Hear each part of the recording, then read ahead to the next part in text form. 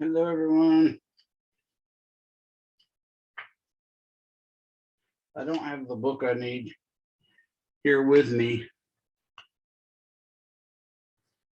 but I think I did confirm the function I was trying to remember was either the Legendre or the Laguerre polynomials.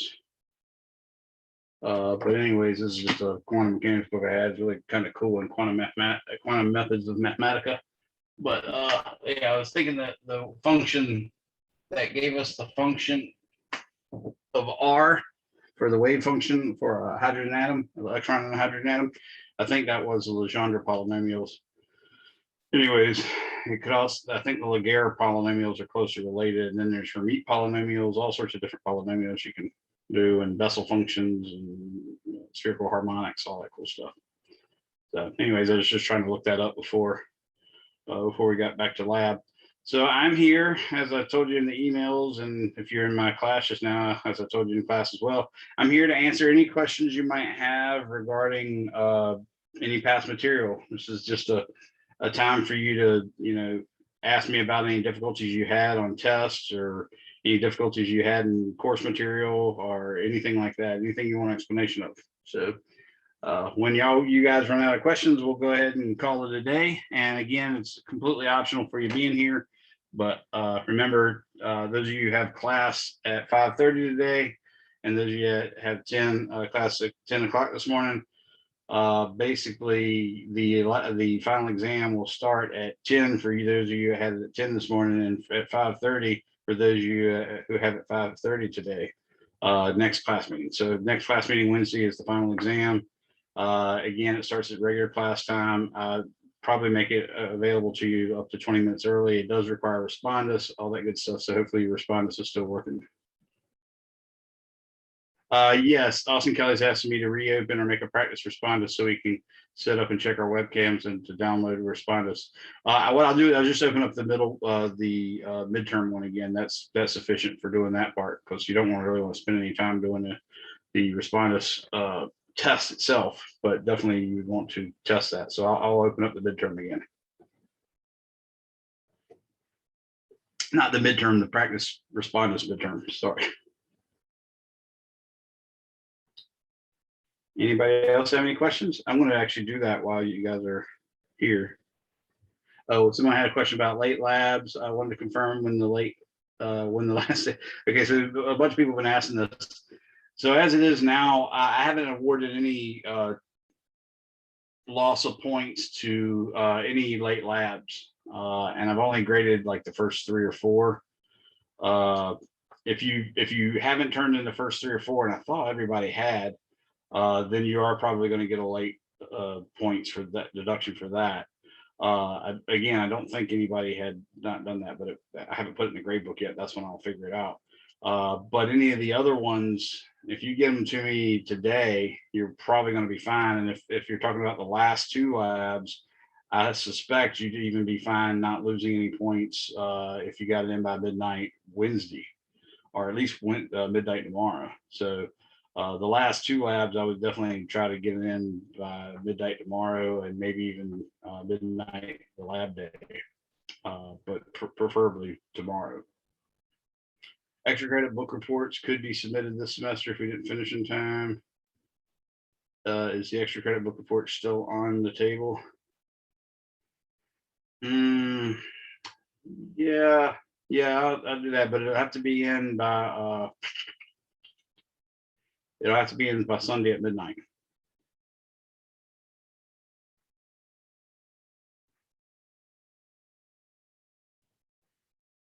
So yeah, someone was just asking about whether the book report extra credit is still an option that you can take. So yeah, you certainly can see the syllabus for that and the other stuff that I posted about it. If y'all need any more, you can't find it on Canvas, just let me know and I'll send it out again. Someone's already asking me to send it out again. Okay, let me try to do that while I'm right here. Go back here. I'm checking our modules for starters. Purchase course 2 words, no goal. Syllabus, important links. That's no links. Spreadsheet review, maybe not there. Oh, Yeah, it wouldn't be in this course anyways. Doo-doo.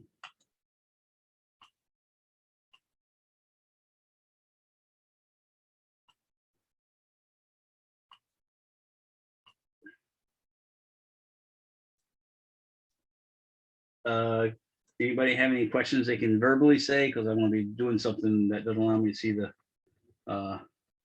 does not allow me to see the chatting while I'm trying to set this other part up for me. So feel free to just open your mouth and start talking if you have any questions.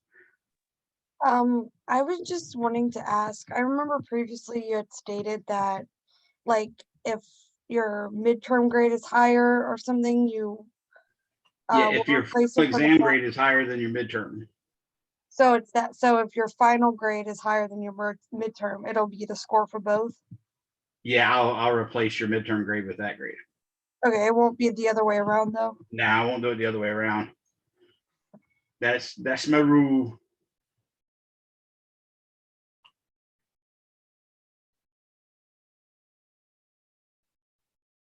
All right. So How many questions will they maybe on the final exam you know of? I do not know yet. That I can let you know when I do know, and I might make it tonight. So just keep an eye on your email if you really want to know that. Normally, it's on the order of approaching 20 questions, basically. So I would be surprised if it was more than 20, but I wouldn't be surprised if it was as few as, say, 10 or 12. So somewhere between 10 and 20 is what I suspect. And you will tally a majority of the practice test scores? Yeah, so the practice test scores, basically all I do is I average all them, and any practice test you didn't take, I'm going to put in a 0 for that. But I average all those, and they're only reporting the highest grade to me. And then I'll take that and divide it by 20 or multiply it by 0.05, and that's just blindly added to the end of your course grade. Okay. So I'm working with the Respondus practice midterm right now, and I am now making it available. Multiple attempts. Yeah, that's good. And I'm going to say,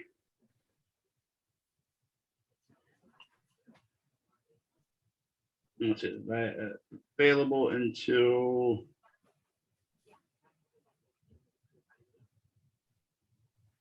And would a lab grade be majority of the lecture grade too? no. So the lab grade is only 20% of the course. Remember, guys, this is a big thing you guys want to learn in college in general. Everything orbits around your syllabus. So the first thing you need to do whenever you grab a syllabus is look for the grade system where it tells you, you know, what's an A, what's a B, what's a C, what's a D, what's an F, and then look for the percentages that they use. And I always, at least since I became a student, like a later grad student, or in fact a teacher taking classes, I immediately would create a spreadsheet that would calculate the weighted averages based on the formula that the syllabus gives us. So that's exactly what I would do if I was y'all. So for instance, the lab grade counts as 0.2. So you write 0.20 times whatever column you put your lab grade in, or whatever column and row you put your lab grade in, plus 0. Whatever for your test grades, plus 0. Whatever for your lab grade. I mean, your quiz grades or homework grades or whatever you have, and add all those up. And then of course you always divide it by the sum of those weights. For instance, if you hadn't taken the final exam and the final exam was worth 30%, then the sum of those weights would only be 0.7. So you divide it by 0.7. But once the final exam comes in, then you put that in there, and then you'll have 1.0 is the sum of the weights. So you just divide it by 1, which means you don't even have to divide it. So I just double checked, and you now have until August 4th on the Respondus midterm to take it as many times as you want. So you can now use that to double check and make sure. That's for the D01 students. I also do it for the for the N04 students, so the night class as well. I'm looking at the syllabus and trying to see if I've got the information there in your regarding the book reports.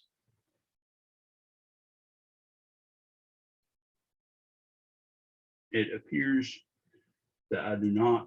I think I have it in the syllabus though, but I just looked in the link that says syllabus, which I forgot I never use. So quick video on your syllabus. Did y'all like that, by the way? I enjoyed stealing that. Here it is. So the latest syllabus I have is the spring 2021, the summer 2021, excuse me. And I'm looking at it now.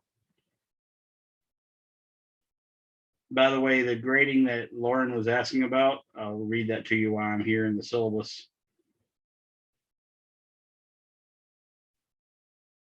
Once I get to that section. A lot of work. Okay, so 89.5 and higher is an A, 79.5 and higher is a B, 68.5 and higher is a C. Notice I went to 68 instead of 69. So I give you a little bit of breathing room to get that C that transfers. And then, of course, to not get enough, I give you a little bit of breathing room because that's 58.5%. Now, here's the weights of the grade. So basically, I'm going to drop your lowest online test. And then the average of the remaining ones is going to be 10% of your course grade. I'm going to drop your lowest two homeworks, and then the average of the remaining ones is 20%. I'm not going to drop any of your conceptual homeworks, but the average of those will be 5%.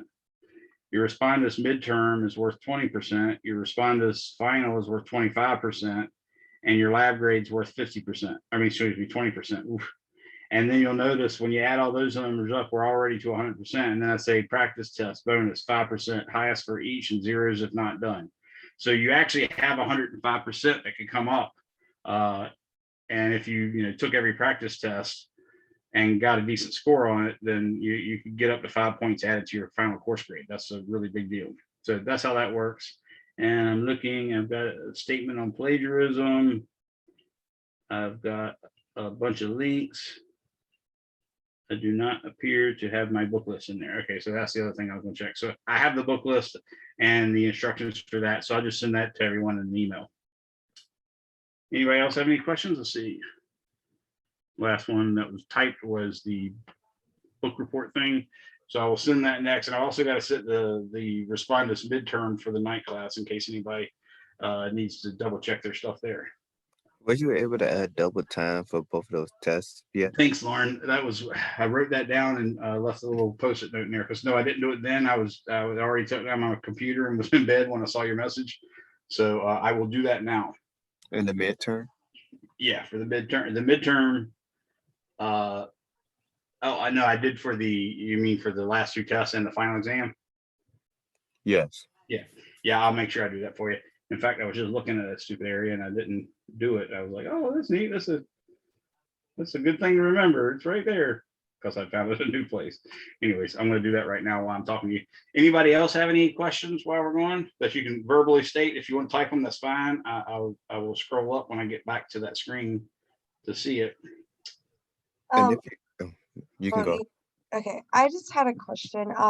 So I was just looking at my grades, just scrolling through, and I noticed my so I was there the lab where you said for the midterm that the two questions were wrong, and I got 6 points added to my grade. Right. And then I was just scrolling through this morning before class and saw another 6 points was added. I don't know if that was on purpose or anything. Yeah, what happened was I didn't realize there was a way you can actually set it and then have it change the score itself. So it automatically did it. So I added 6 points and I remembered yours specifically. I added 6 points and that corrected it. But then when I did that other thing, it added the 6 points again. So I went back into it and erased mine. So it should be back to the correct score now. Okay. And if it's too high, you just get to keep it, I guess. Oh, yeah, it's still too high as of now. It is. Okay, well, I will check that, but Which I'll probably let you keep at least. I don't mind. I don't mind if you leave it, you know. Is that Emily I was talking to? It was Madison. Madison, gotcha. Yeah, so you said you would leave it, wink wink. Yeah, Yeah, I'll leave it. thanks. I'll screw up. What the heck? And the binder can you add those double times to the practice test too? Okay, I'll do that for you. I'm doing the main test right now. Okay.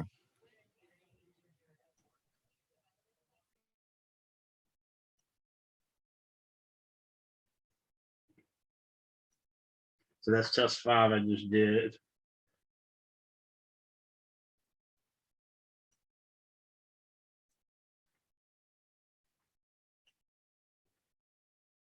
Okay, now I go back to quizzes. No, that was test 6, sorry, not test 5.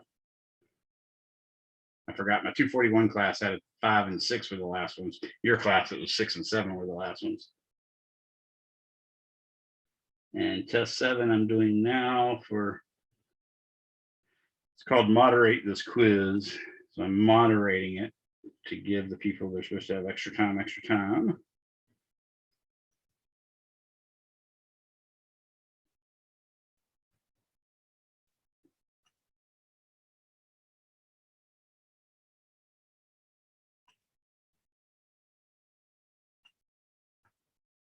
So test 6 is done. Now I'll do test 6 and test 7 practice tests as well. Anybody have any other questions you can state verbally? Because I'm still not back to that screen yet.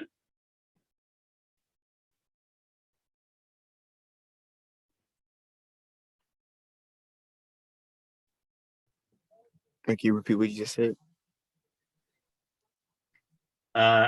You broke up when you were talking. Could you repeat that? I said, can you repeat what you just said? Oh, gotcha. Probably not. Can't remember at all. What did I just say? Dang, I can't remember what I just said. I'm doing too many things at once, so I can't remember anything right now.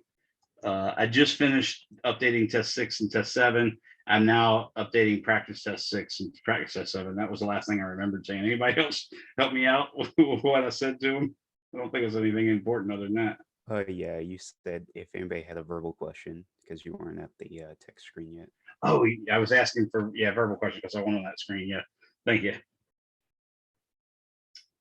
I've done practice test 6. Now I'm doing practice test 7, I think.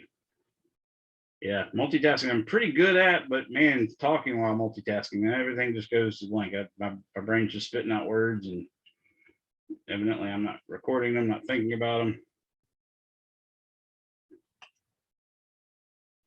Totally awesome that way.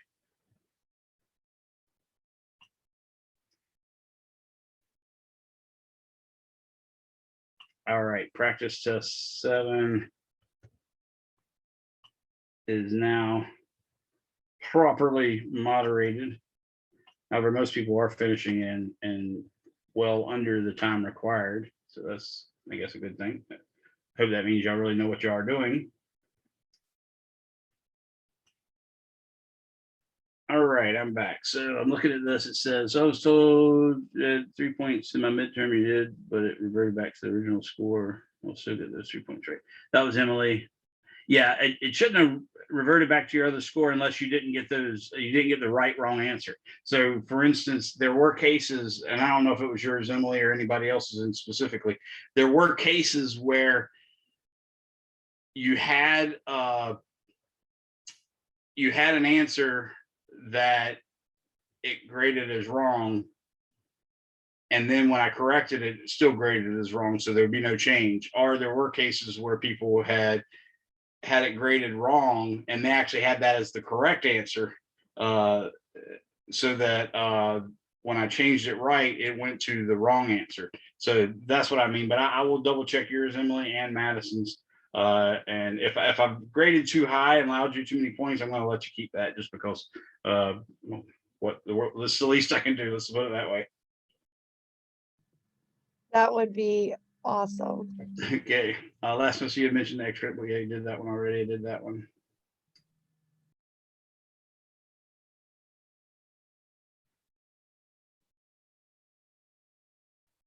So do remember, guys, on the midterm, like I think it might have been Madison that asked me initially, I am taking, if you do better on this final than you did on the midterm, then I will make the final exam grade your midterm plus your final. So and all of a sudden you'll go from 20 points, 20% is what your midterm grade was, and 25% is what your final exam grade was, to 45% being what your final exam grade is. So that can be a really big help if you actually do well in the final.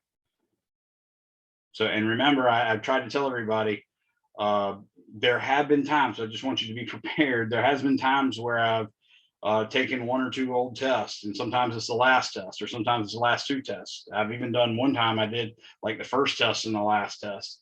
So looking over your old tests is a pretty good preparation to make sure you understand those things. But I also occasionally put in 242, I'll put questions from 241. So I expect you guys to, be able to identify or even paraphrase Newton's first law of motion, Newton's second law of motion, Newton's third law of motion, Kepler's 3 laws of planetary motion, knowing not only the laws, but knowing which one's the first, which one's the second, which one's the third, conservation of momentum, conservation of angular momentum, conservation of energy. Since you guys have thermodynamics too, of course, we have the first law, or actually we even have the 0th law of thermodynamics, which was covered in chapter 17, then the first law of thermodynamics, the second law of thermodynamics. And in fact, we had several versions of the second law of thermodynamics, so you should probably know those as well. So there'd be something like, what is the second law of thermodynamics or something like that? Yeah, it could be possibly a free response question where you actually have to type it in. Sometimes it'll be a matching, like you'll have a list over here and a list over here and you match them. I have that capability of doing it. And sometimes I'll just have multiple select where you, instead of it being multiple choices, literally multiple select. So you choose all the answers that are correct. I'll be honest, this is the worst. Yeah. It can be. What can we have for the test? Because is it just one sheet like the midterm, or is it front and back? No, I'm going to let you have 2 sheets front and back. You can also have a periodic table. You can also make a page with, moments of inertia, centers of mass, specific heat, specific gravities or densities, all that. Any of those sheets that you want that you just made copies of, you can make them all fit on 1 page or 2 pages. That would be fine. Up to 3 pages of copied material, put it that way. And then two pages front and back of equations, and you just have to show me them, so that I can see everything that's on there. Flip it over, and then show me the next one. Flip it over. You'll still have to have the ID thing, so you show me your ID next to your face, so I can identify that it's you taking the test and you're the face in the ID. And then you'll of course show the copy pages. So like if you made a copy of the periodic table, you'd show that, or any other copies of things you might. I don't think you'll need anything other than the periodic table. If you want a table of integrals, you could copy the last pages of your textbook, for instance. There's some integrals in there and derivatives in there. I wouldn't mind that either.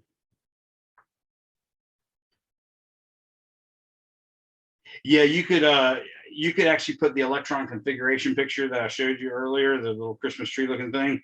You can put that on the, you can either make a copy of it and put it on a separate sheet, maybe fit it in with the periodic table if you want to, or you can hand draw it and put it on your equation sheet. Either one, it doesn't matter to me. So is it front and back 2 pages of Yeah. equations? Okay. I doubt you'll need that many, but I'll allow it. And just those should be all handwritten stuff. And remember, those are equations that are numbered in the book, or they're one of the special equations I told you could use, even though they're not numbered in the book, like the special form of Coulomb's law that I gave you with the derivatives and the integral and the vector r hat vector and the r minus rp vectors and all those things. Those special formulas I gave you can do. I've actually taken the time to typeset all those equations and then give them to my students one time. And I saved it in Microsoft Word because it allows you to do that. And then it disappeared. So I'm never, ever doing it again. It spent 4 hours making that stupid thing. I did it over a whole semester. And I was keeping up with it every day. And it just made me so mad when Microsoft lost it. It was literally just updated from one version to the next. I don't know why I didn't keep it, but it didn't. Anybody else have any questions? How about some material questions? Anybody from forget things. Remember, like I said, this course is totally comprehensive. So 241 is fair game. I might have to have you solve a mass spectrometer question for an electron in a mass spectrometer, or for a nucleus of an atom in a mass spectrometer. That requires you to know not only F equals ma, but it also requires you to know that the acceleration for a circular orbit is v squared over r. So, all those things that we learned in the past are relevant. And not only that, you might need to know kinematic equations. X equals 1/2 at squared plus v0t plus x0. V squared is equal to v0 squared plus 2a parentheses x minus x0. V is equal to dx dt or ds dt, and a is equal to dv dt or d2x over dt squared. Average acceleration is equal to v0 plus v final over 2 in the case of constant acceleration. All that good stuff. Kepler's laws, Newton's laws. Or do you just say some kinematic equations? Yeah, the kinematic equations. I mean, we sometimes use those in problems that you're solving, and not only that, we think that's a pretty low-hanging fruit type problem. So we'll sometimes put that on a test where you have to do part of the problem requires you to use, for instance, x equals 1/2 at squared plus v0t. So those are still things that should be in your brain. But if they're not, then you need to put them on your sheet. What about gravitational force? Mm-hmm. Yeah, that's another one. Sometimes we do a comprehensive question like, how does the force of gravity between electron and proton compare to the force of electric attraction of the electron and proton? Or we'll ask you, what's the ratio of the electric force of attraction between the electron and proton and the hydrogen atom divided by the gravitational force of attraction between the electron and the proton and the hydrogen atom? That's a typical end of the semester type problem, just because it covers two different topics and it's somewhat comprehensive and also kind of neat, and it's some fundamental idea everybody should know. I even mentioned the principles of relativity. The first principle of relativity is the laws of physics are the same for all inertial observers, and the second one is the speed of light is a constant independent of the motion of the source or the motion of the observer. So those are some more laws or principles that you might want to know, even though we covered that in 241. And actually, if you guys didn't have me for 241, you wouldn't even have covered that necessarily. Yeah, and that's why I'm a little worried, because some of the topics you're saying my professor just didn't cover in my physics 1 course. Well, here's the good news. If it's something like relativity, here's the things that I could ask you, that I would consider asking you about. So you might want to write these down, all of you for that matter. Is that first principle of relativity, which I just stated, and that's the laws of physics are the same for all inertial observers. In general relativity, just take out the word inertia or inertial, but that's the first principle of the speed of relativity. The second principle is the speed of light is a constant independent of the motion of the source or the motion of the observer. And that's all that you need to come up with special relativity. And you should know now, because I've mentioned it several times in this semester, that Maxwell's equations were already relativistically correct. So no one had to change Maxwell's equation when Einstein produced his general theory of relativity. In fact, Einstein used Maxwell's equations to realize that special relativity was a law. Okay. Now, the other part about special relativity that you might be asked is, what's the time dilation for something going 3/4 the speed of light, or what's the length contraction for something going 3/4 the speed of light, or addition of velocities maybe, but even that one I usually don't do. So that's really all. You'll just look, it's a plug and chug formula. Look it up in chapter 36. Time dilation, length contraction, and then addition of velocities. Look at one example of each, and that, trust me, it's really super easy. So don't worry about that. And other than that, I suspect anybody that had 241 anywhere else probably did cover all the things that I did, which is gravity, Kepler's laws, Newton's laws of motion, conservation of momentum, elastic collisions, conservation of angular momentum, torque, that sort of stuff. And there will be some questions we'll have to prove the formula. Sort of like you saw in the midterm.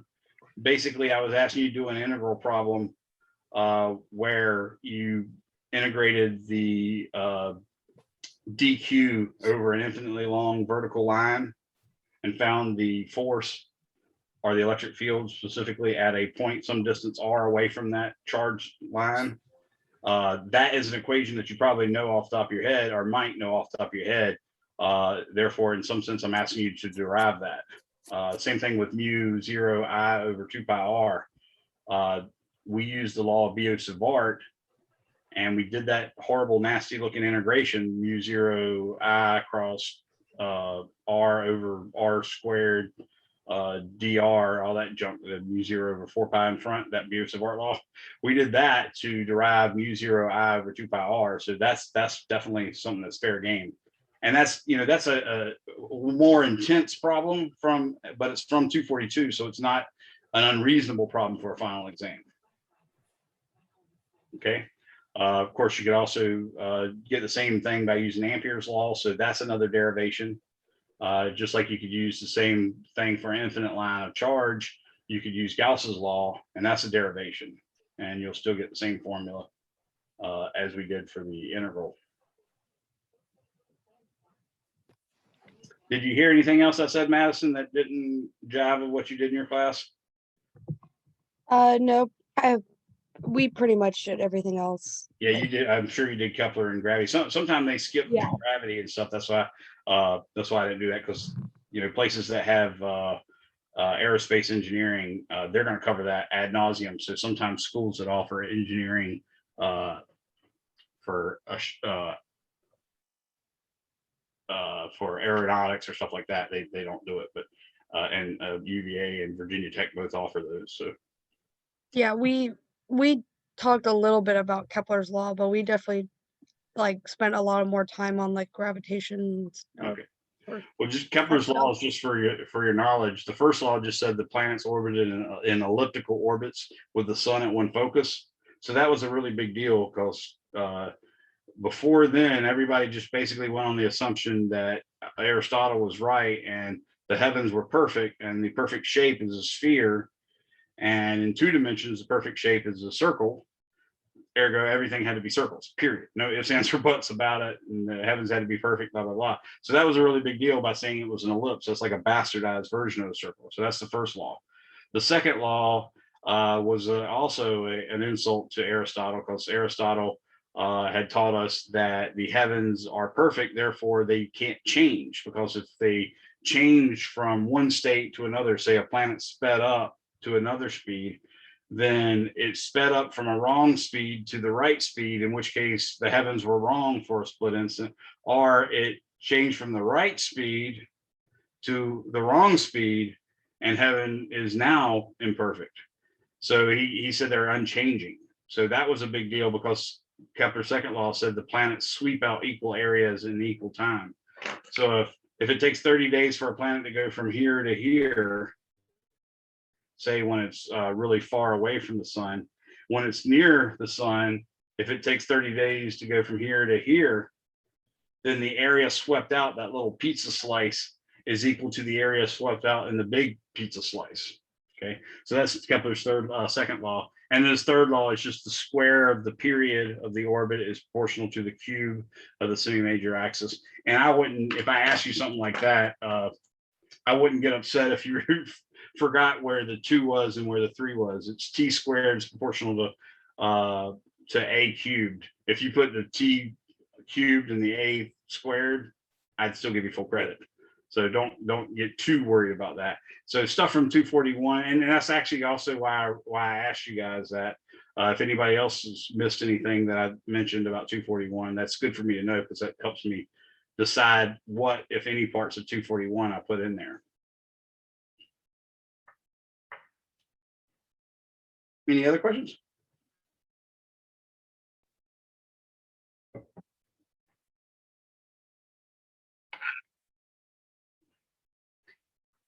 if I do anything that makes me think,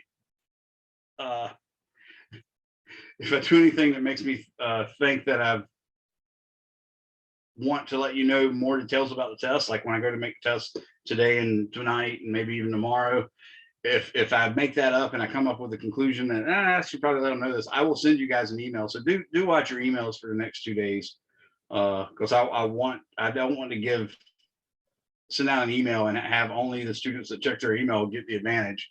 I would rather it be everybody in the class gets the advantage. I don't think I'll be sending anything like that, but do keep an eye on your emails. Anyone else? Well, tomorrow I have a class at 10 a.m. as well, and then another class at 12:45. And it's just like this one, these two that I just had, except it's 2:41. That's going to be an open, the 10 a.m. one's going to be an open class for discussion, as well as the 12:45 one. So if you guys can make any of those and you'd like to, I will, let you attend. You just have to email me and say, hey, Mr. Younger, I'd like an invitation to the 10 a.m.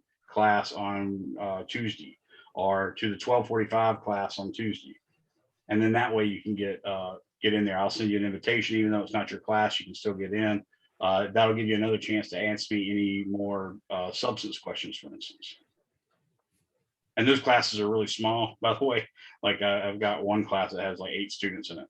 So that's why I don't mind a few more students coming in. It's not going to be a big deal. I do have a homework question real quick. Go for it, Lauren. It's disabled. Nope. Yeah, I forgot I went to another class now. Nope. Now you should be able to. Someone asked, should they label the special equations for the equations that I gave them? No, you don't. I'll recognize them when I see them. I just go through and look at the video, just make sure nobody has any suspect questions. So it says a nuclear power plant operates at 68% of its maximum theoretical Carnot efficiency between temperatures of 630 degrees Celsius and 360 degrees Celsius. If the plant produces electric energy at a rate of 1.1 gigawatts, how much exhaust heat is discharged per hour? And you got that one right. No, Oh, I you did? ran out of attempts. I kept getting close. It's just that I Gotcha. must be missing something, because I know that you put to take the gigawatts and convert it into energy. Yeah, so we're basically using that energy in is equal to work out plus energy loss. So energy in is equal to work out plus energy loss. And what we're saying is the work out is 68%. And therefore, I'm trying to see if you even needed the 630 and the 360. Let me check something real quick with that calculation before I go on. I want to do something real quick. Remember, 630, you can't use 630 and 360. You actually have to use it in Kelvin. So 630 plus 273. Are you supposed to take the E and multiply into that 68%? Yeah, that E efficiency is the 68%. And so we got 903 is 630, and then 360 plus 273. Again, I don't trust my arithmetic on the fly. So what I do is 1 minus T cold over T hot. So 1 minus parentheses 633 divided by 903.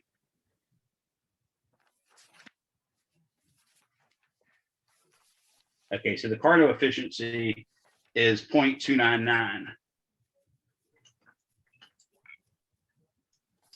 So I got E Carnot is equal to 0.2990. And of course, if you're talking about 2 sig figs, you might as well call that 0.300.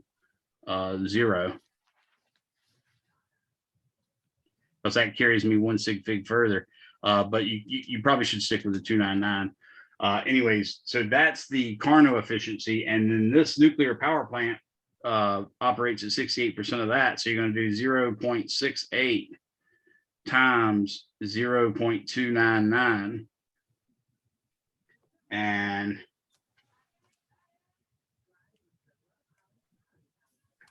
that gives me 0.2033. 0.2033. So the 1.1 gigawatts times 0.2033 is how much energy it puts out, and the rest is how much energy is discharged. So what we could do is, since that's 20.33% is good, we could call it 79.64 is bad. So 79.64% is wasted. Wait, can you show what you're writing? Yeah, I will. I was just going to explain to you first. So now I got the right figures. Is 1.1 gigawatts. Gotcha. So, all right, now let me steal the screen back from you.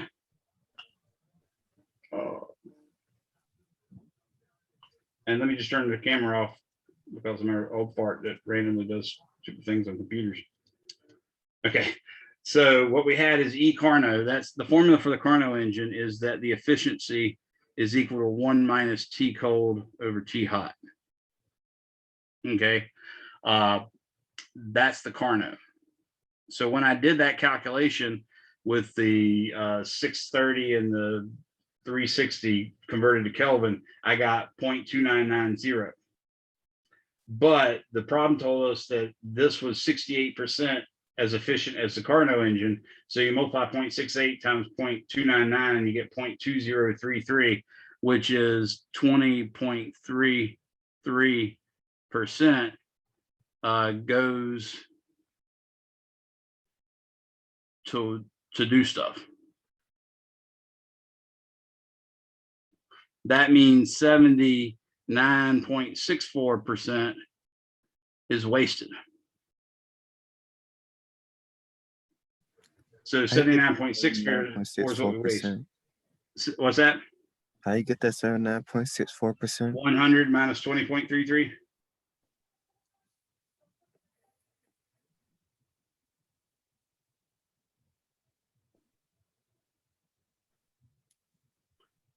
Actually, it should be 6.7. Sorry about that.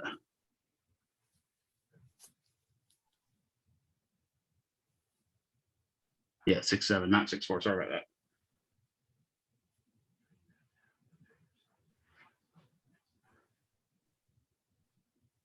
Maybe that's why you're looking at me like an idiot. Okay, so what I'm going to do now is I'm going to say 1.1 gigawatts times 0.7967.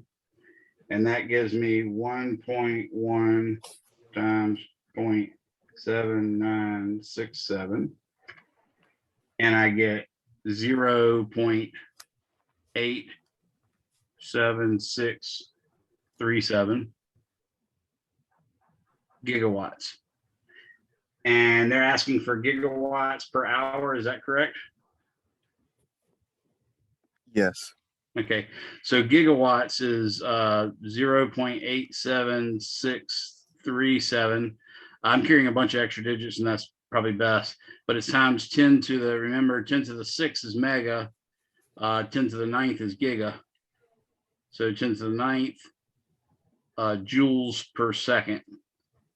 And then, of course, if we want it for 1 hour, we have to multiply this number by 3,600. So I say 3600 times 0.87637 times 10 to the 9th, and that's seconds per hour, times joules per second. That gives me just joules per hour. So I'm going to say times 1 e to the 9th. Whoa.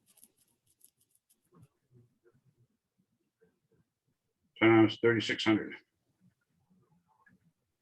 And I get 3.15, which you should call 3.2.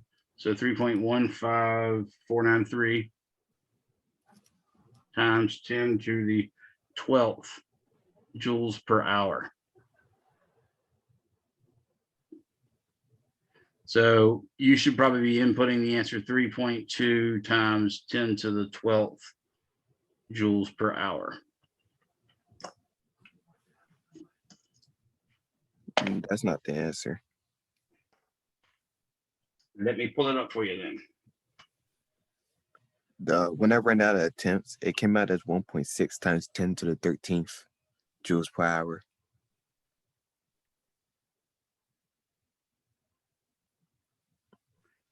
Put the question up again so I can read it, make sure I didn't read something errantly.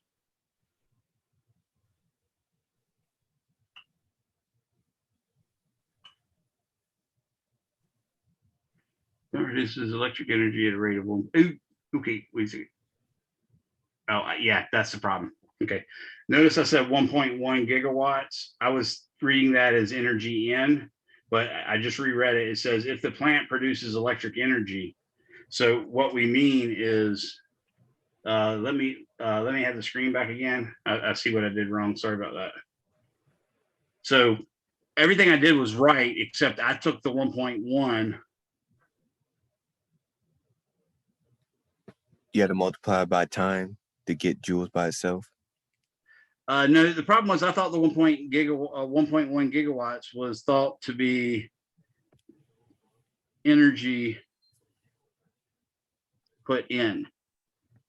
So in other words, you were burning enough coal, say, to produce 1.1 gigawatts. But the problem is the 1.1 gigawatts would then be reduced by you're converting it to electricity down to this number right here that I got was 0.867 times or 876 times 10 to the 9th. So what really is happening is some number is going in and then useful stuff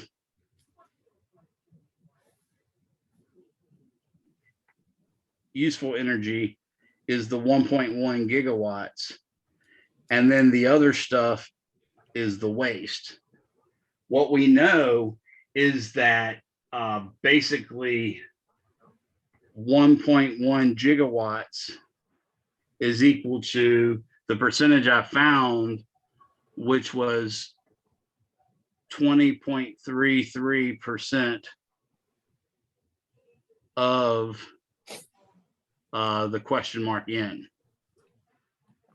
Okay, so we knew that. We knew that the 20.33% of however much energy went into it was made into power going out. Now that I've corrected it, okay, so now that I've corrected it, what I can see is that the energy input would be 1.1 gigawatts over 0.2033.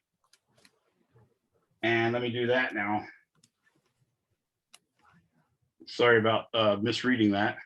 1.1 divided by 0.2033 is 5.4107 times 10 to the 0.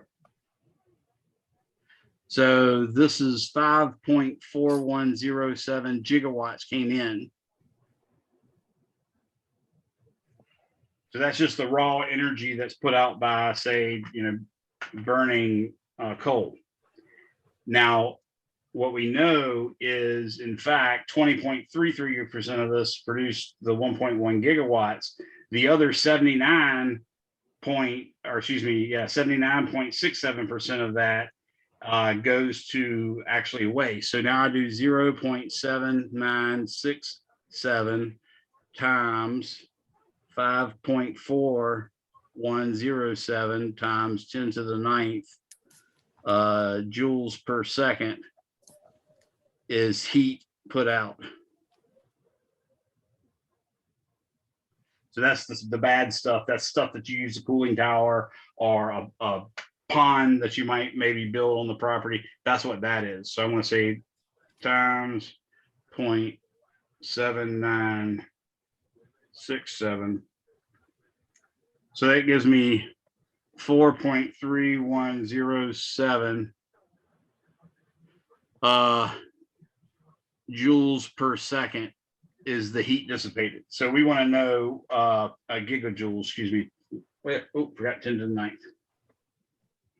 Times 10 to the 9th joules per second is the actually energy that we've got to cool off, and it's basically going to heat up the local pond or something like that, which is obviously a dangerous problem from a health standpoint for fishes and for humanity and that sort of thing.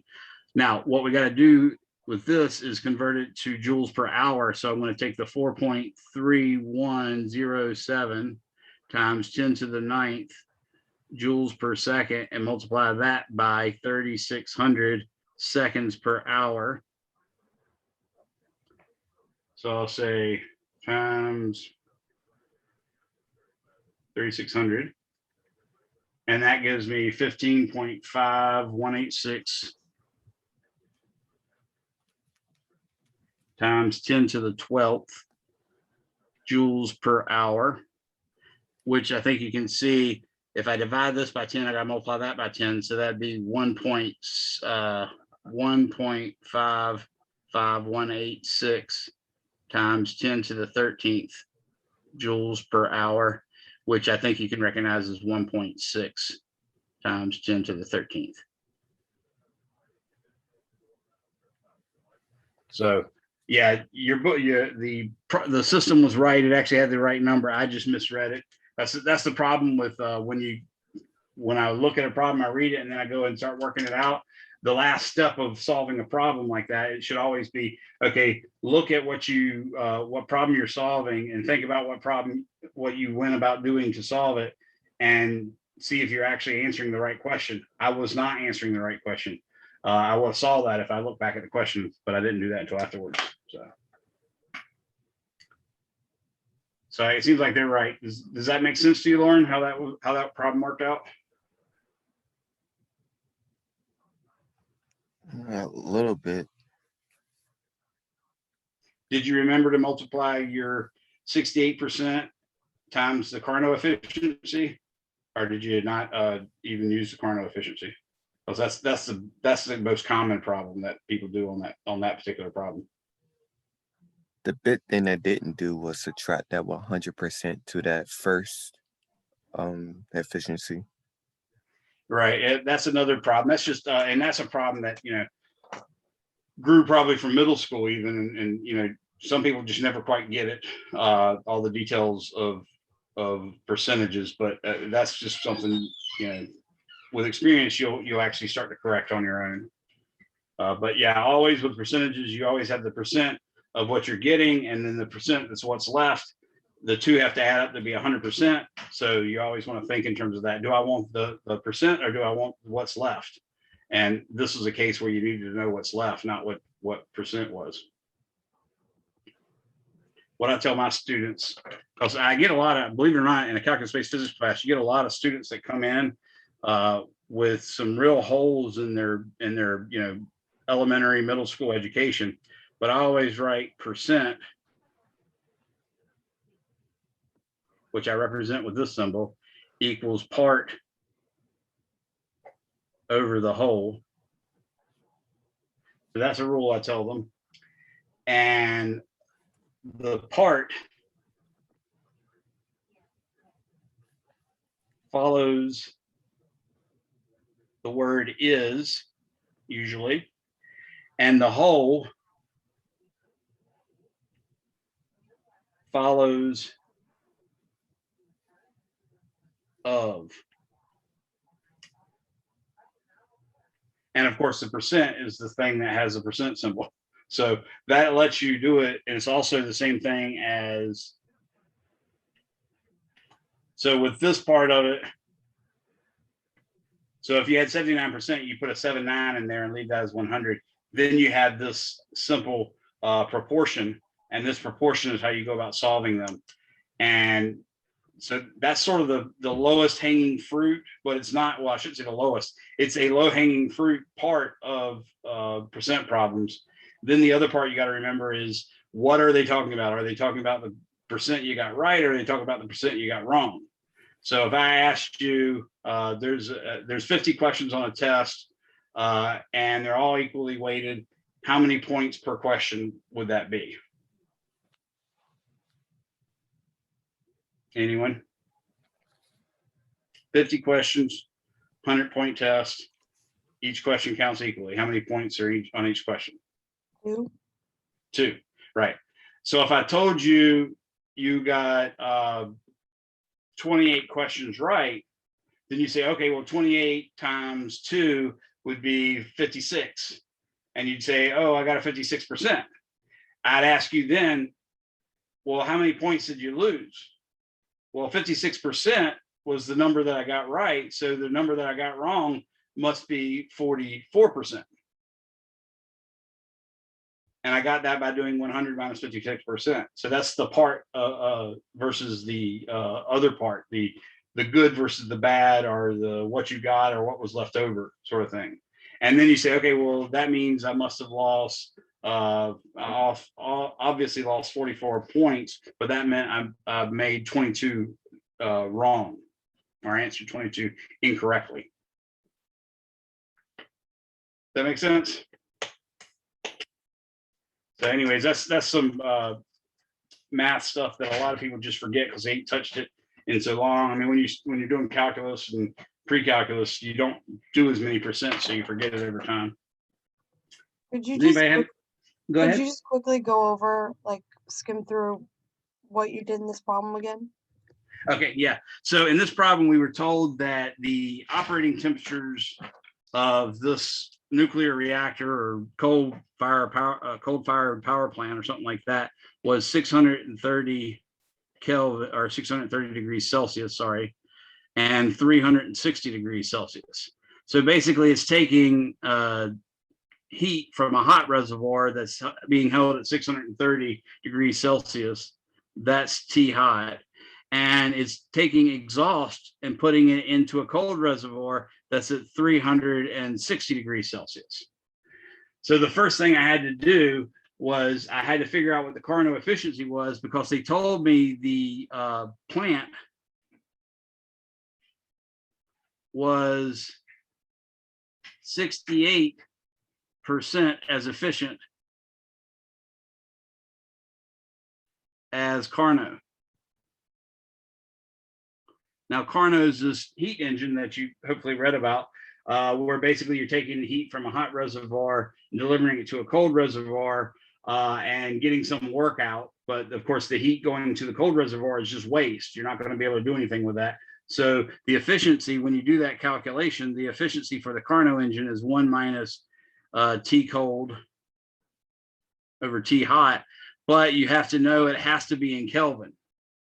So when I add 273 to this, I get 903. And when I add 273 to this, I get 630. And when I calculated that, I got some percentage.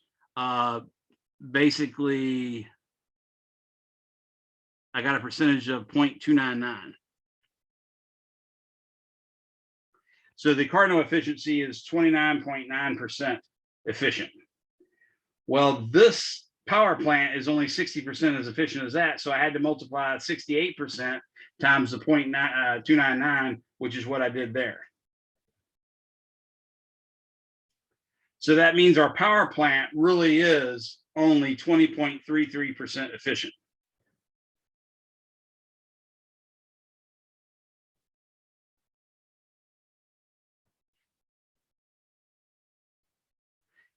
Now, on the face of it, let's use easy numbers. Let's use, for instance, instead of 100, which would have to give me fractionals, I'm going to use 100 times 10 times 10 again. That would be 100 times 100 is 10,000. So out of 10,000 watts that I put in, only 2,033 of those are going to be put out as useful energy that the community can use. And you say, well, what happens to the rest of them? Well, the big question is how many is the rest of them? Well, the rest of them is 7,967. So the 7,967 divided by 10,000 part over whole is the percent that's wasted. So that's why I use 0.7967. Now, what we were told is that and this is the part where I screwed up right in here, but what we were told was the output was 1.1 gigawatts. I had taken 1.1 gigawatts as if it was the input. So that's why I made the mistake up here. But what I was supposed to do is what I did down here. I said, okay, now I know that the percent is 20.33. So I know that the percent of the input that goes to work is 79.67. So first I had to calculate the input energy, and that input energy would be given by basically 1.1 gigawatts is equal to 20.33% of whatever you put in. So I solved that equation for question mark n by dividing 1.1 by 0.2033, and that gave me 5.4107. And you don't even need that times 10 to the 0. That's because I was using whole numbers. Okay. So 5.4107 gigawatts is actually the input.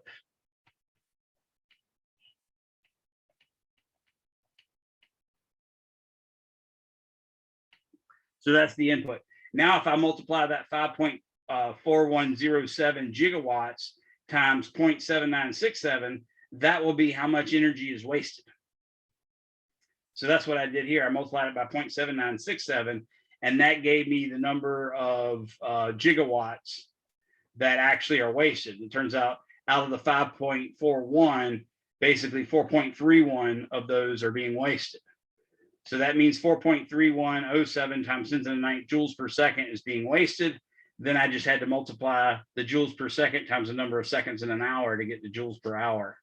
So I just multiplied by 3,600. Does that make sense, Madison? I think it was Madison that asked, or was it Emily? Yeah, it was Madison, but yeah, that makes sense.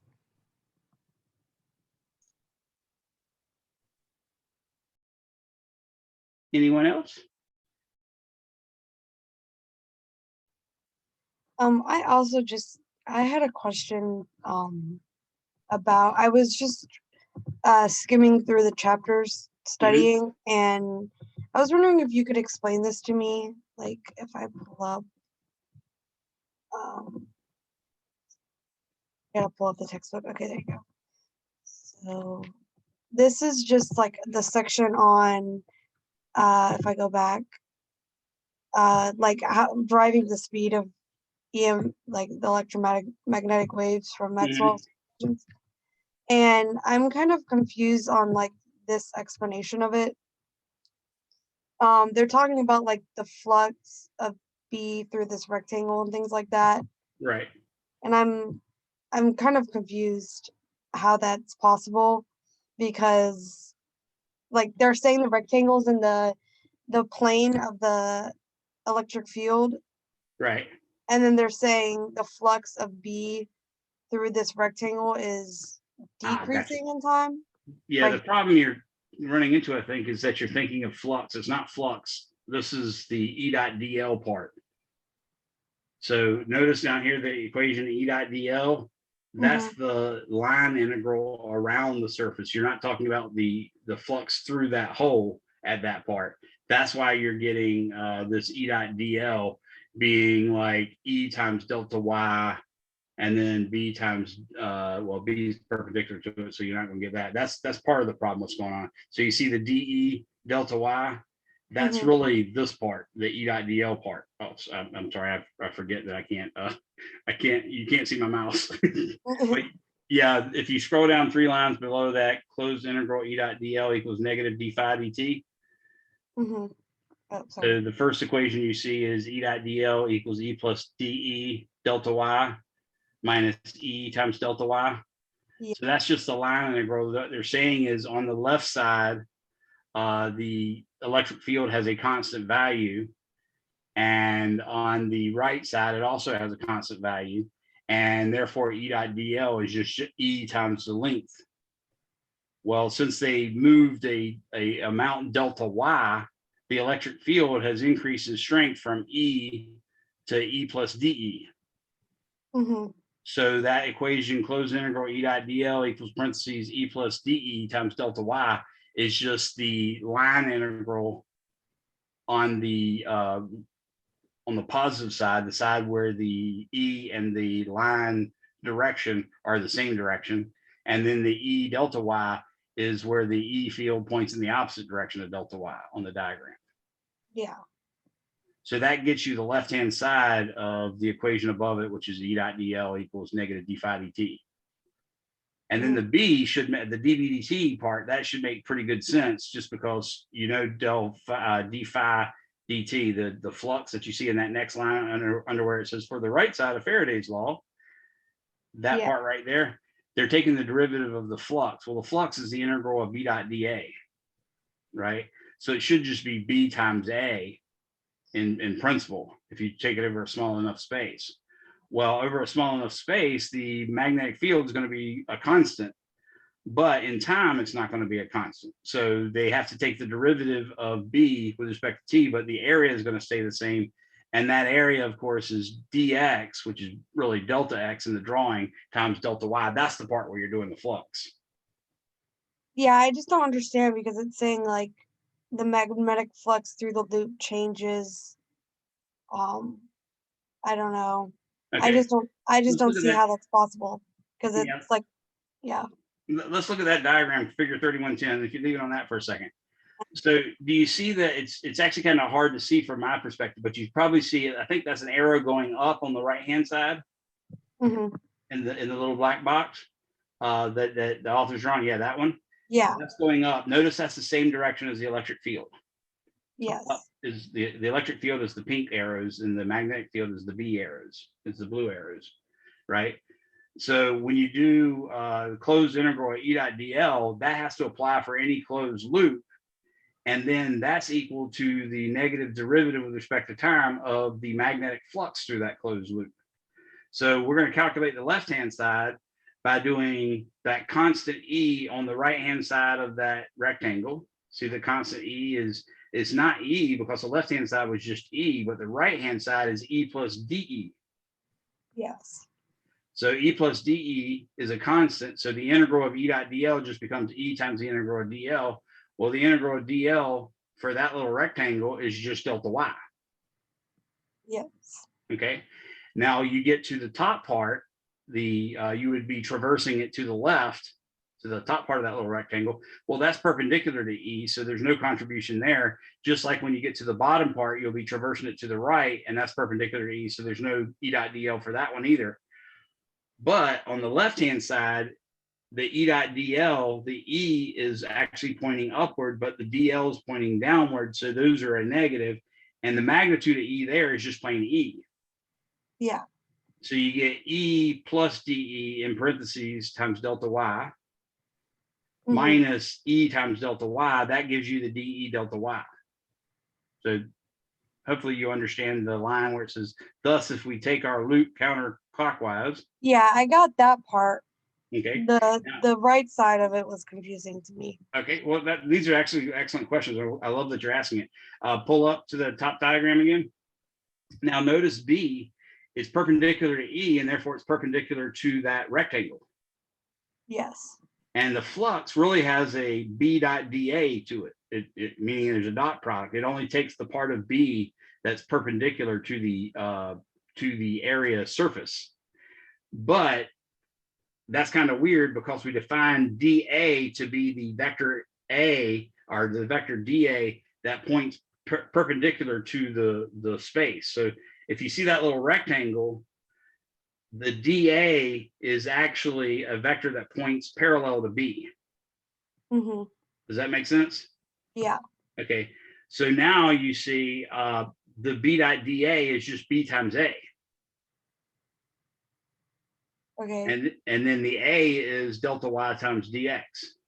The area of that rectangle is delta Y times dx. Okay. I think what's confusing to me is that like the way the diagram is drawn, because like they have the rectangle like just in the plane of the electric field. Like Right. it doesn't look like to me that the B is like coming out of the rectangle. Like it's Yeah. like just below it. Right. Yeah, it's actually, it is just below it, but at the same time, there's an infinite number of these above and below, to the left and to the right of that, Okay. in front of that and behind that. When you sort of get that, then it makes a little bit more sense. We're just taking one particular path, and looking at the electromagnetic wave going along that particular path. But again, there's every part of this has another electric field pointing up and another magnetic field pointing out of us at that particular spot. So if I go up in Y a little ways, I get another one that looks just like this. And if I go up Y a little bit more, I get another one and another one, another one, another one. Okay. So the flux is just B times dx dy. And then when you take the derivative, the only thing that's really going to change is not dx or delta y, but B. Yeah. Okay. And actually that's I love that derivation, but it's way more complicated than the derivation that I do with the more, see, on my YouTube channel, I do the derivation of the wave equation, and it uses a little more fancy math, but it's conceptually a lot easier to understand. Whereas this one uses supposedly simple math, but conceptually it's a lot harder to understand. Yeah. So that's why I like this derivation. But yeah, you probably, if you really want to understand the derivation, it might be easier understood just by believing what I teach you about the complex math, seeing me use the complex math and get the same equation. Yeah. Okay. Okay.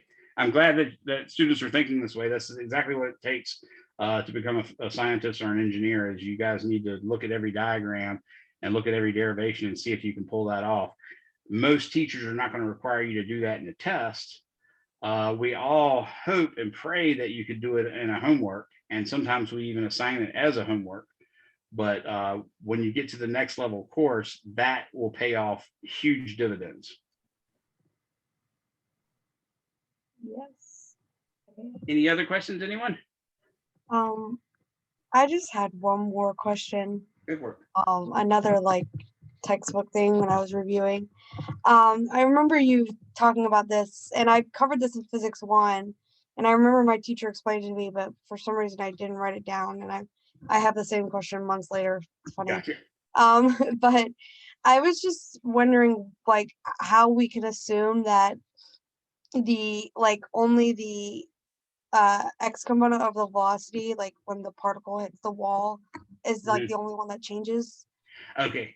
What we were doing was just looking at the x component, and then later on we realized that the x component is no different than the y component, and it's no different than the z component. So by looking at the x component and realizing that that's the equivalent of the y and the equivalent of the z, then we figured out all three. Okay. So it's part of that equipotential theorem. The equipotential theorem says that whenever a big massive chunk of particles gets a certain amount of energy, statistically speaking, it's impossible for the x component to get more than the y component to get more than the z component.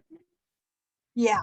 So the energies will divide themselves evenly. So yeah, by deriving it for x, we later put in that that's 1/3 of mv squared. I think it's on the next page. Yeah. Yeah, see makes right there where it sense. says v squared equals 3vx squared. Yeah.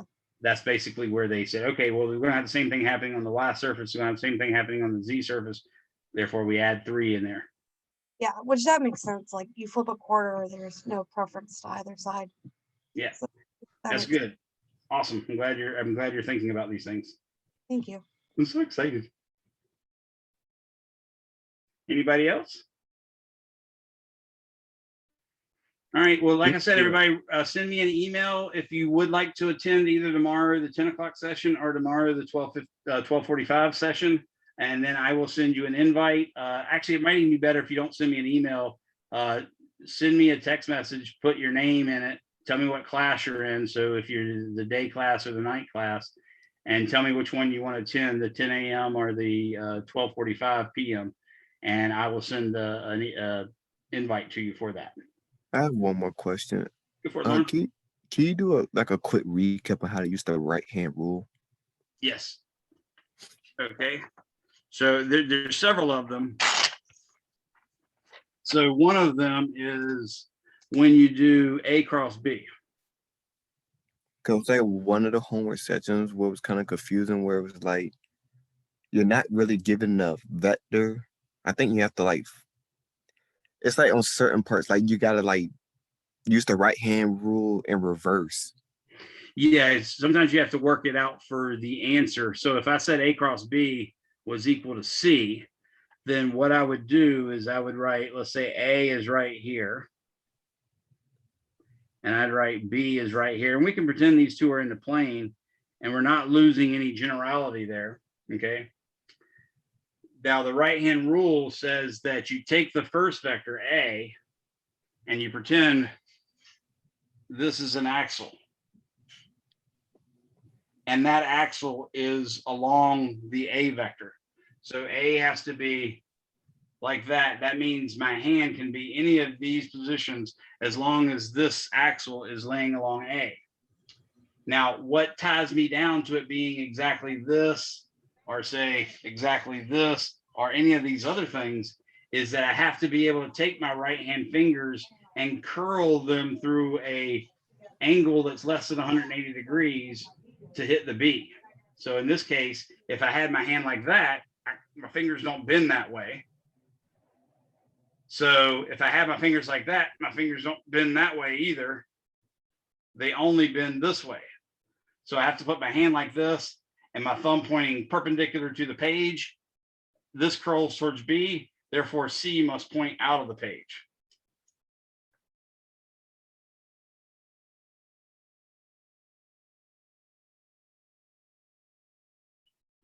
And it's even more specific, it's actually perpendicular to both of those. So that's what those two little boxes mean. So that's one of the many right-hand rules. There's also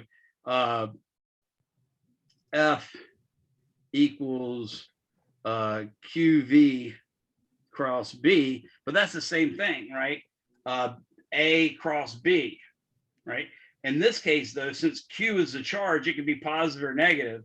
So if you're talking about a positive charge, then QV is parallel to V. So I'll say Q greater than 0 implies QV is parallel to V. If Q is less than 0, then QV is anti-parallel.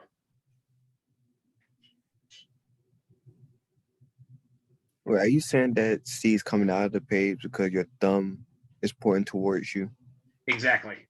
And my thumb, notice the deal is this direction is perpendicular to this thumb direction. That's what we're trying to see. So you're imagining this thumb pointing straight up and this pointing straight horizontally.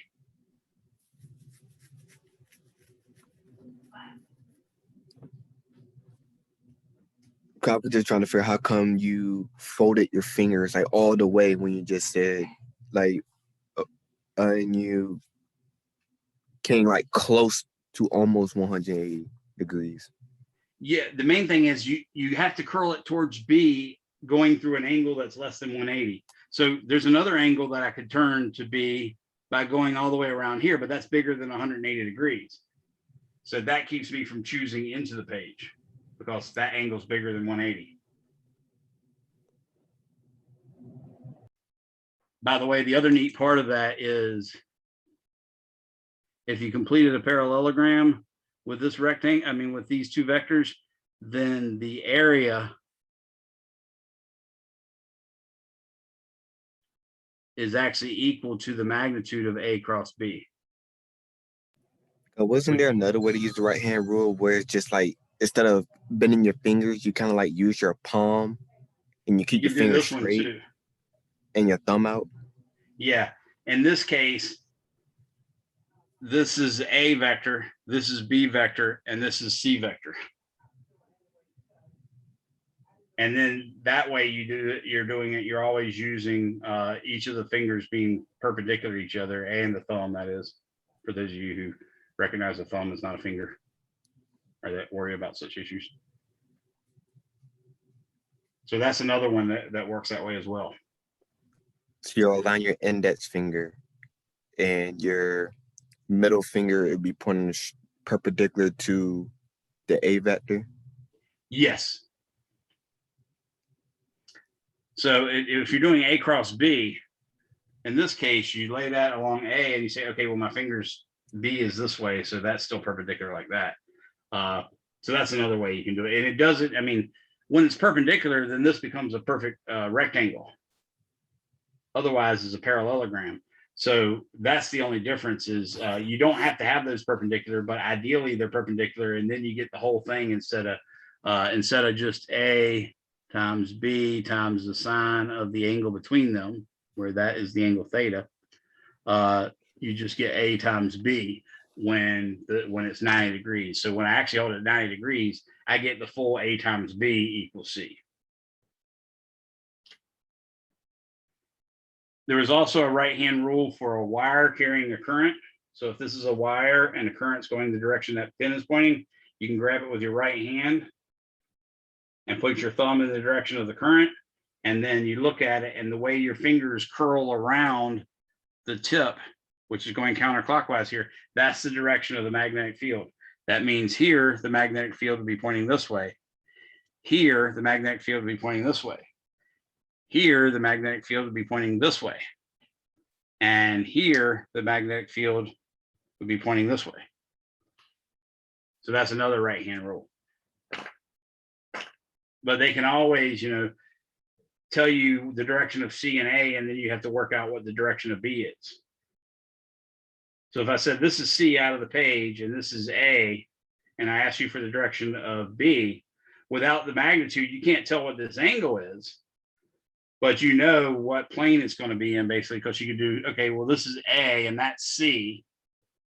So I know that it has to be in one of these directions parallel to both of these. So it has to have a component that, or excuse me, perpendicular to both of these. It has to have a component perpendicular to A and a component perpendicular to C. So if it's full force, then you'd say B would be this way. If A times B, or if the magnitude of this is bigger than the product of the magnitudes, it's impossible. But if it's smaller than the product of the magnitudes, then the angle between here and here is less than 90. But the main thing is, it's got to be perpendicular, have a component at least that's perpendicular to C and a component that's perpendicular to A.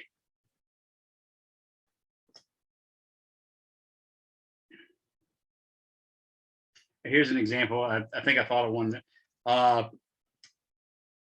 If an electron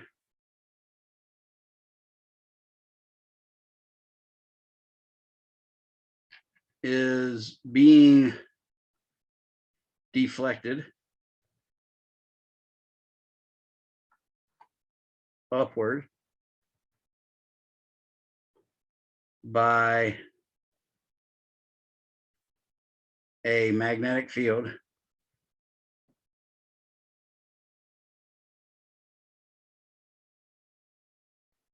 when the electron is traveling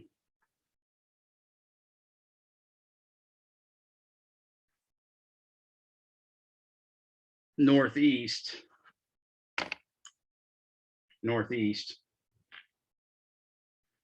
then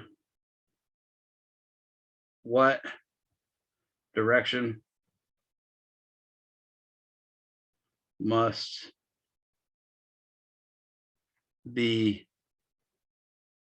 B field point? Now, if I gave you exact numbers and made something perpendicular and all that good stuff, we can tell exactly what it is. But without all that math, we just know that it has to have a component in a certain direction. So what we have here is let's say we draw a little coordinate system on the surface of the Earth. Okay. So this is north. This is south. This is east. And this is west. And of course, this is altitude, or Z. Okay. What we're seeing is the vector is traveling northeast, and we'll assume that that means directly on a 45 degree angle. So that's V. That means, of course, since it's an electron, it's negatively charged. That means that QV is pointing this way. And it's being deflected upwards, which means that F is this way.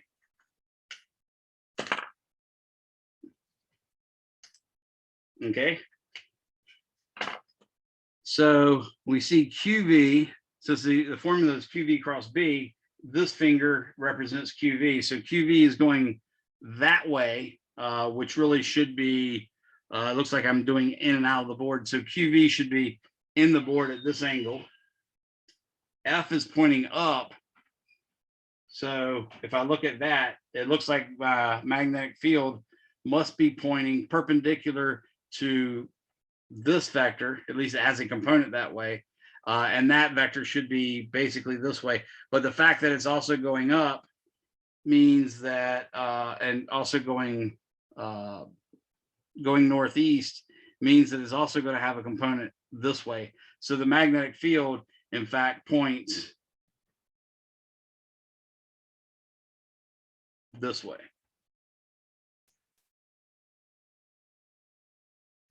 Now, again, that magnetic field could be, let's draw it with a blue, even though I know you can't see blue very well. The magnetic field could actually be something like this, where this is one component, but it also has this component. But this component in the cross product doesn't do anything because it's parallel to QV, right? So that wouldn't matter. If it's also parallel to B, it wouldn't matter. Or if it's also parallel to F, it wouldn't matter. So you could also have that it would be this way. In other words, it could have a component up as well. But the main thing is it has to have one component that is flat in the southeast quadrant, or actually at the southeast 45-degree angle.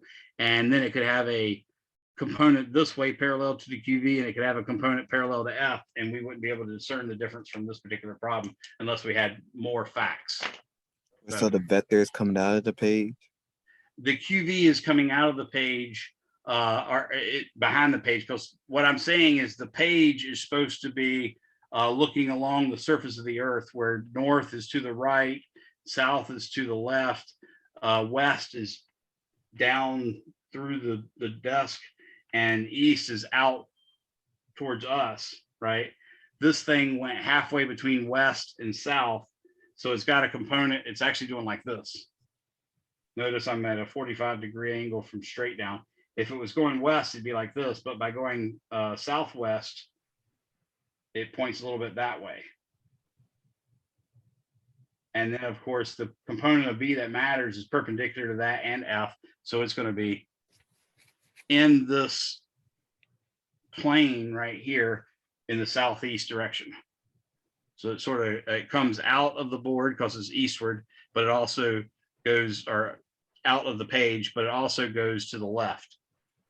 But aren't you only given the magnetic field, so shouldn't you be using your middle finger? Well, that is, now that you go back and look at it, you'd say, okay, well, there's my middle finger, and that gives me exactly the F that I expect. So you see it like this, you say, oh, okay, clearly the F is up. Like that. So using this male, for instance, this is the north, south, east, west plane, is that surface right there. And this electron is going, well, it's actually going that way, but the QV vector is going this way along it. So it's down and to the left. And the magnetic field is this way. It's out of the page and to the left.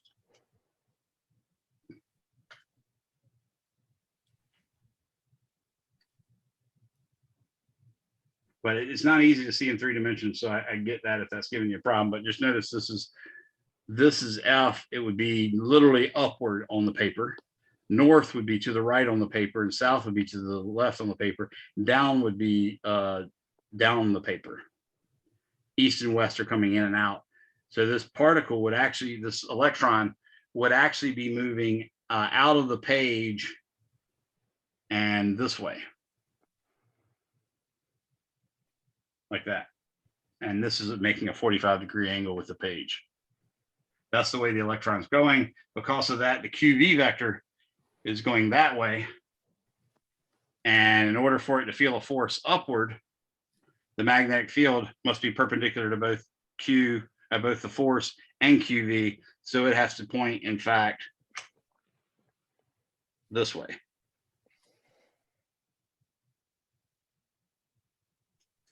So yeah, that's just, you might look at a lot of the conceptual questions when we do the Lorentz force law in that chapter. I think it's 24 or 25. Just look at a lot of those conceptual questions in there, especially the ones at the beginning of the problems in the chapter, because it starts off with some conceptual questions that'll help you work out that. And then look at, of course, you first look at the examples, then you look at the other problems, and that'll help you with the right hand rule stuff. I think it's actually 29. 29. Okay, thank you. Appreciate that. Yeah. Yeah, I might have been thinking of when they introduced magnetic field at all. So Yeah, I just felt like remember. forever. I think this was like my favorite chapter, so I just remember which one it was. Gotcha. Yeah, that's definitely 29 was electromagnetic induction and Faraday's law. You're definitely using some right hand rules there. Yeah, and I think they have a page in chapter 29 where it has like each right hand rule for like, you know, what we've discussed and Oh yeah, gotcha. and like how you use it. So if you're still confused, you can go there. Thank you very much. That would be helpful. Yeah, I will tell you how important I think this is. I ask questions like this when I interview potential faculty members for the physics department.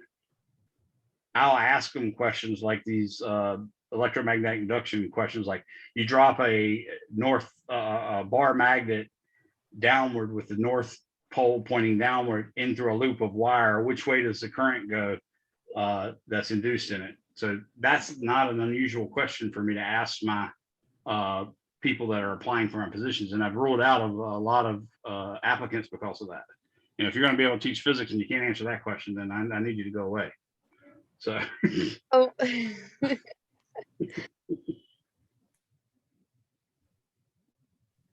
Oh. Must be something important. I don't have any more conceptual questions, but just before I, you know, dip out of the meeting, I just wanted to quickly like make sure I know like all the information in the final. So like you're thinking about 20 questions, you said? Yeah, somewhere between 10 and 20. Okay. That scares me a bit because I know in the midterm I was glad it was a little bit more. So if you know I got stuck How on many did we do more than 20 in the midterm? I think so. I think it was 20 like went up to 25, I think. Oh, yeah, 25. 24. Yeah, I might need to rephrase that, and let's say probably it'll be between 10 and 25 then, because I thought the midterm was a pretty decent size. Yeah, because I liked how it was just long enough for the like so that if you couldn't do one question, the stakes were lower, but it wasn't long enough to where I didn't have enough time. Gotcha. I thought 25 was actually a good number. Yeah, so. like I said, I would not be surprised to find it as high as 25 either. So yeah, I think I should rephrase my question. I forgot I did 20 there. And that's normally what I try to do is in the midterm and final, they're so comprehensive. I try to do the easier problems so that I can get you to do more. And therefore, you know, it actually takes 2 questions to be missed before you lose your A. Yeah, I remember for my physics 1 final, it was like 45 questions. But we got like, you know, a 3-hour block, but the questions were all just plug and chug. So, which I highly appreciated because the midterms were the exact opposite. So I really appreciated that final because it was a really long test for sure, but the problems would be over in like a minute because it was just take the formula and put the numbers in. Exactly. I will tell y'all if I do decide to do more than 25, I will let you know as soon as I know. Okay. And is it going to be like the midterm where it's like what was it 2 hours or an hour? You'll be allowed up to all 2 hours and I think it's 2 hours and 15 minutes is what you're allowed. So, yeah, I think that's what it was. Okay. And those of you who have extended time, it'll be, you know, extended appropriately. Okay. And if I remember. Oh, sorry. And you said that you're thinking about just like a couple of write out questions. Yeah, I might have a couple of those where you just free response, type out what Newton's first law of motion is, or what is, I don't know, the Poynting vector or something like that. Okay. But like when it comes to like the questions on the midterm where it was like or find this, like the one where we had to do the infinite plane Yeah, the and derivation. do all the math and stuff. I Like, often have one or two of those in the final, and I would not be surprised to have two of those in the final. When I have one or two of those are ones that take longer. So then that's when I start to go closer to 10 or 20 questions instead of 25. okay. But they would count more, of course. So that one would be like worth 10 points instead of say 4. Yeah. I just wanted to be prepared because I know for the midterm you said we'd have write out questions and then Yeah, I hope I make one that like everybody gets, or let's say where the class average is like a 84, 85. That's the ideal midterm for me. I mean, final exam for me. Mm-hmm. Yeah. Because I made it hard enough where not everybody could get an A. And obviously some people are going to get A's and some people are going to get C's, and hopefully no student's going to get a D or an F. But if it did, it would only be a rarity, 1 or 2 students total. Yeah. I'm just trying to, usually I'm the student who's like, I have to get an A, but when it comes to physics, I'm just like, I just want to get a B. Yeah. Or Wow. a C, I'll take that as well. Because for physics 1, UVA had like the credit, no credit for like COVID Right. during that time.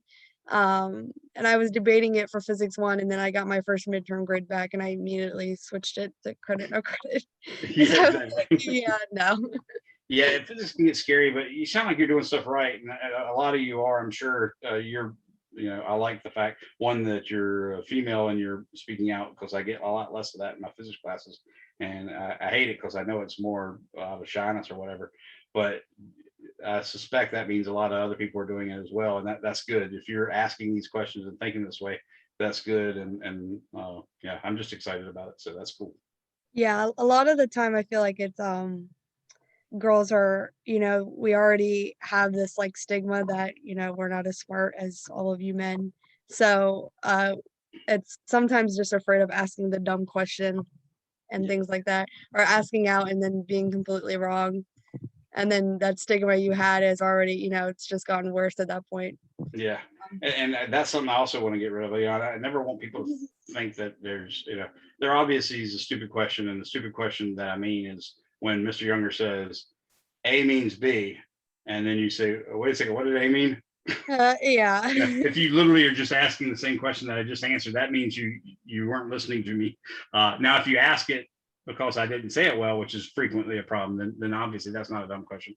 All the other questions shouldn't be considered dumb, and just own it. If you didn't hear, say sorry, Mr. Younger, and y'all are usually doing that. Y'all are usually saying, oh, could you repeat that? And I'm Yeah. too dumb to even remember what I said, but in most cases, y'all are doing that right. So those are not dumb questions. They only, like I said, there really should be no dumb questions or no shame in you asking the question.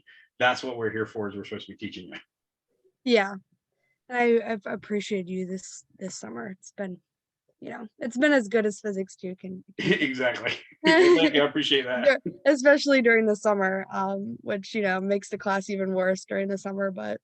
Yeah, and this is the toughest of the pre-engineering science classes. Yeah. Calculus-based physics part 2. Most people find it the hardest. When you get to statics, I mean, you'll find that's pretty hard too, of course, but this is more a second year, and statics is often a third year course. Yeah. I was talking to my first year major or engineering advisor at UVA, and he wanted me to take differential equations during the summer. And then I got my chemical engineering advisor, and she was like, definitely not. You are not taking that during the summer. And I was like, thank you. Because I did not want to take that during the summer. I found differential equations when I took it, for you guys to know. I found it really surprisingly easy, but I don't think a lot like a lot of people do. So all of it made perfect sense to me, Yeah. and even like you could predict it. Whereas physics was a lot harder for me when I took it. So Yeah, I just next semester, like in the fall, I'm gonna be taking. My schedule was organic chemistry and then differential equations and physics 2 and its lab with it. And I looked at that schedule and I said, definitely not. So I just had to choose one to take during the summer. Gotcha. So I wasn't absolutely dying Well, my daughter's fall. starting her biomedical degree, or I think she's doing microbiology at State, and I advised her not to take calculus and physics in the same semester, if that gives you any idea of what Yeah. I think is difficult. But she took it anyways, because, you know, what do daddies know? Yeah. And she probably regretted it. Well, we'll find out in the fall. She starts, you know. Oh, okay, yeah. But yeah, she might, but she's very driven, so that might be something where, yeah, it's her first real test of her rigor and her ability to study under stress. So I hope she Yeah. succeeds. I always hope she succeeds, and I'm wrong. I hope she does too. Of course. Well, that's cool. Anybody else have any questions? We're down to Chandler and Madison now. Chandler, you have anything? No, sir, I'm fine. All right. Well, if you don't have any more questions, Madison, I guess I'll let you guys go, and I won't see you, but if y'all do decide to come tomorrow, remember to send me the email, and I'll see you then. Otherwise, good luck on your final.